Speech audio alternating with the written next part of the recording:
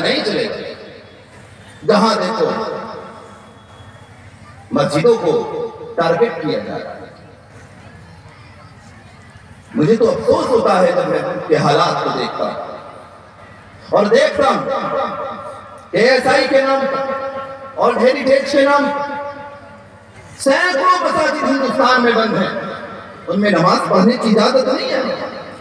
वक्फ की प्रॉपर्टी, हमारे उलमा भी खामोश, हमारी सियासी और मजहबी क़ियादत भी खामोश। अरे मैं कहता हूं कि एएसआई के नाम पर और हेरिटेज के नाम पर इस मुल्क में कोई एक मंदिर दिखा दो जो बंद हो। अगर कोई 1000 साल पुराना मंदिर है वो भी आज उनकी इबादत के लिए खुला हुआ है, कोई 2000 साल पुराना भी मंदिर है वो भी खुला हुआ है। लेकिन ये फिर क्या जुल्म है कि 200-400 साल पुरानी मस्जिद को एएसआई के नाम पर बंद कर दिया, उसमें नमाज नहीं पढ़नी थी। लाल किले में मस्जिद है, अगर वहां मंदिर होता तो क्या इबादत नहीं होती? हर दिन होती, हर दिन वहां घंटा बजता। लेकिन मसला यह है कि वहां मस्जिद है, इसलिए हमें नमाज पढ़ने की इजाजत नहीं है।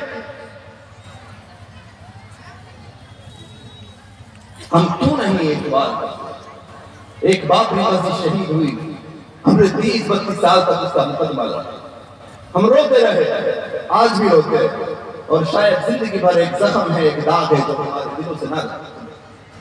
लेकिन बाबरी मस्जिद के मिस्र इस मुल्क में सैकड़ों मसाजिद हैं जो आज हमारा इंतजार कर रहे हैं। इन नौजवानों की अलगार का इंतजार कर रहे हैं कि ये नौजवान कब खड़े होंगे उन मस्जिदों का तहफ़्फ़ुज़ करने के लिए, कब खड़े होंगे इस उम्मत का तहफ़्फ़ुज़ करने के लिए। नौजवानों की तरजीहात क्या है? नौजवानों की तरजीहात रात की तन्हाई में रातों को काला करना। जिन नौजवानों को सलाहुद्दीन अय्यूबी बनना था वो शाहरुख खान बन गए। जिन नौजवानों को तारिक बिन ज़ियाद बनना था वो डांसर बन गए। जिन नौजवानों को मोहम्मद बिन कासिम बनना था वो शॉर्ट पर नाच रहे। इस तरह ये कौम बनेगी, इस तरह हम आगे जाएंगे। मैं दोपहर ही एक मस्जिद में गया था, मैंने सुल्तान सलाहुद्दीन अय्यूबी रहमतुल्लाह अलैह के वालिद का वाक़या सुनाया, गवर्नर नजमुद्दीन अय्यूबी का। आपको भी मैं ये वाक़या इसलिए सुनाना चाहता हूं कि हमारी तरजीहात क्या है और होनी क्या चाहिए। सुल्तान सलाहुद्दीन अय्यूबी के वालिद नजमुद्दीन ये गवर्नर, सल्जूक सल्तनत का जमाना है और उस जमाने में बादशाह है मलिक, बहुत अच्छा बादशाह गुजरा है सुल्तान नजमुद्दीन। इनकी उम्र गुजर रही है, निकाह नहीं कर रहे। इनके भाई कहने लगे कि भाई निकाह कर लो, काफी वक्त गुजर गया है। कहने लगे नहीं, मुझे अभी निकाह नहीं करना। क्यों नहीं करना? कि मुझे इसलिए नहीं करना कि मेरे लायक कोई लड़की नजर नहीं आती। कहने लगे कैसी लड़की चाहते हो? कि बस छोड़ो, मुझे समझ में नहीं आती आजकल की लड़की, क्या मैं इनसे निकाह। बोले फिर क्या करोगे? कि ऐसे ही रहूंगा।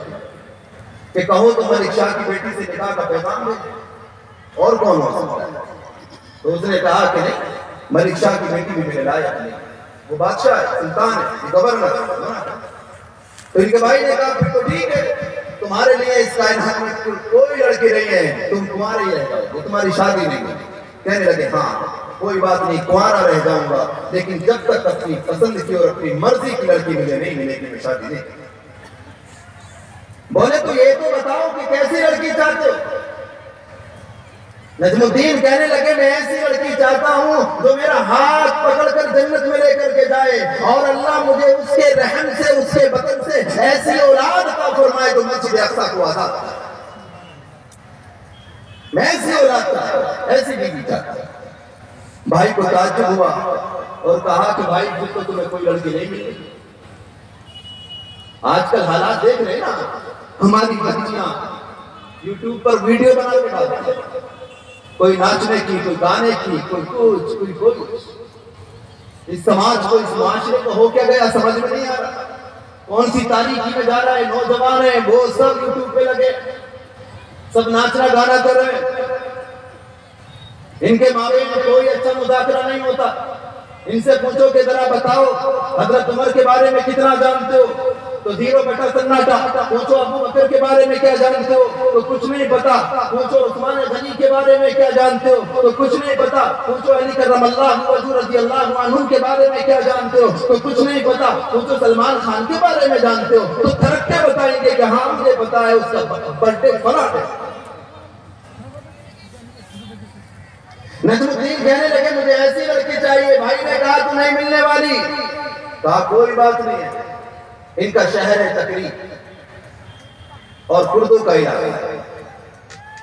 जमाना गुजरता है, ये अपने एक शेख के पास जाते हैं और वहां जाकर के इनके शेख ने कहा कि नजमुद्दीन शादी कर लो। कहा हजरत मुझे ऐसी लड़की चाहिए जो मेरा हाथ पकड़कर जन्नत में लेकर के जाए और उसके रहम से ऐसी औलाद पैदा हो जो मस्जिद अक्सा को आजाद कर। कहा बड़ी अच्छी सोच है, लेकिन ऐसा मिलेगा कि अल्लाह ने नसीब में रखा होगा तो मिलेगा, वरना कोई बात नहीं। अभी चंद दिन गुजरे थे कि ये एक दिन अपने शेख के पास फिर गए तो वहां एक खातून आई। पर्दे के पीछे से हजरत को आवाज दी कि हजरत कुछ बात करना चाहती हूँ, इजाजत हो। तो हजरत ने कहा ठीक है बोल। कि हजरत आपने मेरा रिश्ता भेजा था। कि हाँ भेजा था, तुमने मना क्यों कर दिया? कि हजरत वो लड़का मेरे लायक नहीं है, मैं उससे शादी नहीं करना चाहता। बोले फिर किससे करना चाहोगी? अच्छे खानदान का है, अमीर खानदान का है, खूबसूरत लड़का है, किससे करना चाहोगे? आज हमारी बच्चियों की तरजीहात भी यही है, पैसे वाला लड़का खूबसूरत हैंडसम हो, उसके बाद वो गांजा खाए, शराब पिए, गुटखा खाए, तंबाकू खाए, उसमें 1000 ऐब मौजूद है, लेकिन पैसे वाला होना चाहिए, हैंडसम होना चाहिए, उसके सारे ऐब खत्म। हमारी बच्चियों की ये तरजीहात ही नहीं है, ना हमारे बच्चों की ये ख्वाहिश है। कहने लगे फिर कैसा लड़का चाहती है?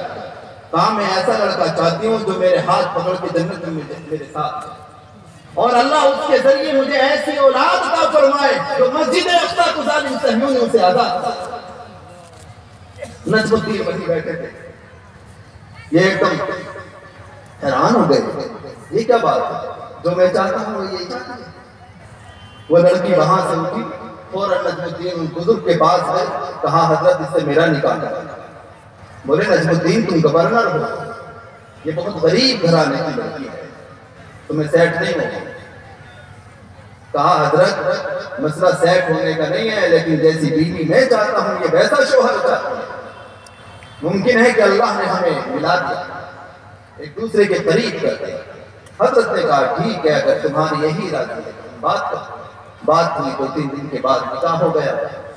आप तारीख पढ़ें, उठाएं किताबों को, वर्क पढ़ें और देखें कि फिर क्या हुआ कि अल्लाह रब्बुल इज्जत ने गवर्नर नजमुद्दीन को चंद औलादें अता फरमाई।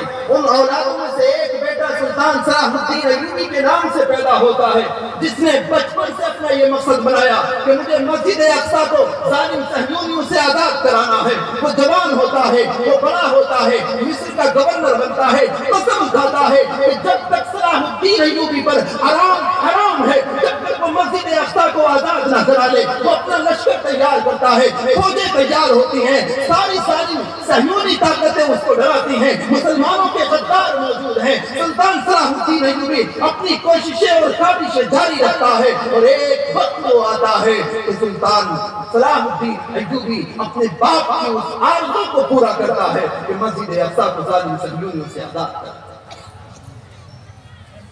आज हमारे बच्चों की ऐसी ख्वाहिशें नहीं है, इन्हें लड़कियां थरकने वाली चाहिए और लड़कों को हैंडसम लड़कियां। बस इनसे कहो, लड़कियों वालों से भी मैं कहता हूं, मैं लड़कियों से भी कहता हूं अपनी